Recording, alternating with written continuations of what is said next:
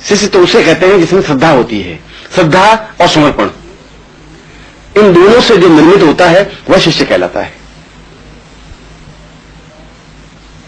और अगर शिष्य बनता है तो उसे रास्ते का भान होता है, ज्ञान होता है, जीवन के रास्ते पर गतिशील हो सकता है। दीक्षा लेने वाले को शिष्य नहीं कहते, सिर मुंडने वाले को भी शिष्य नहीं कहते, हरिद्वार में स्नान करने वाले को भी शिष्य नहीं कहते, और गुरु के पैर दबाने वाले को शिष्य नहीं कहते। ये सब तो उसके प्रकार हैं। शिष्य का तात्पर्य है नजदीक होना, गुरु के बहुत अधिक नजदीक हो जाना, इतना नजदीक हो जाना कि गुरु और शिष्य में कोई अंतर ही नहीं रहे।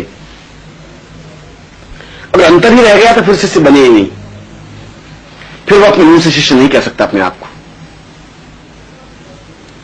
इतना भी गैप नहीं रहना चाहिए, इतना भी अंतर नहीं रहना चाहिए कि बीच में से हवा भी निकल सके। उसके जीवन का सारा चिंतन, सारा क्रियाकलाप गुरुमय ही हो जाता है।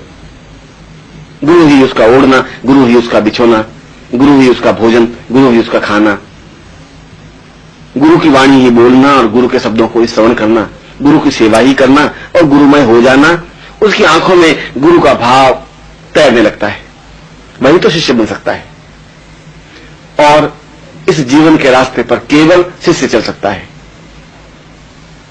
साधक तो बहुत छोटी चीज है, शिष्य के सामने साधक की कोई औकात नहीं होती।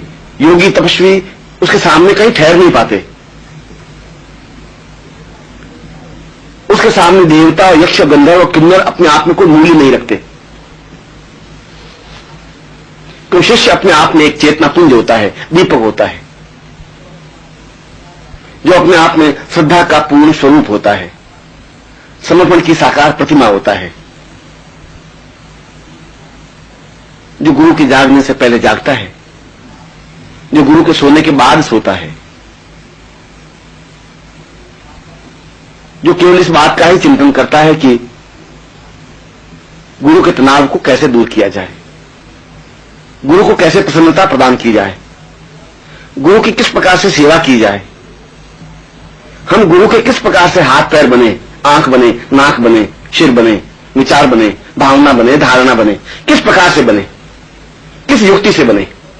जो केवल इतना और केवल इतना ही चिंतन करता है वह सही अर्थों में शिष्य कहलाता है। और सच्चा शिष्य, सही अर्थों में बना हुआ शिष्य अपने आप में उस रास्ते पर खड़ा हो जाता है जो जीवन का रास्ता होता है, जो पूर्णता का रास्ता होता है, जो पवित्रता का रास्ता होता है, जो ब्रह्म को पहुंचाने का रास्ता होता है। इसलिए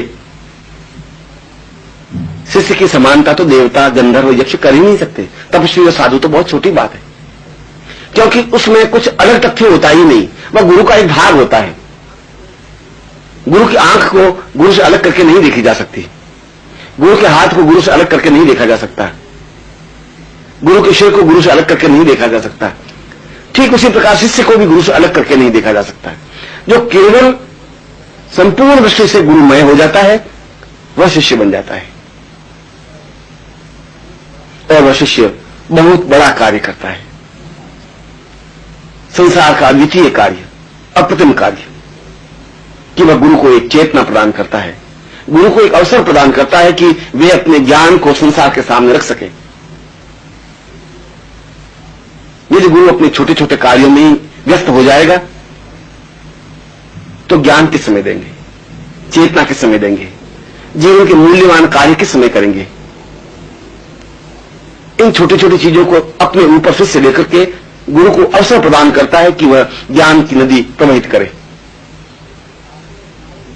उनके कार्यों और तनावों को अपने ऊपर लेकर के गुरु को यह अवसर प्रदान करता है कि वह ज्ञान का मानसरोवर अपने सामने जागृत चैतन्य करे, जिसमें हजारों लाखों लोग स्नान कर पवित्र हो सकें, दिव्य हो सकें,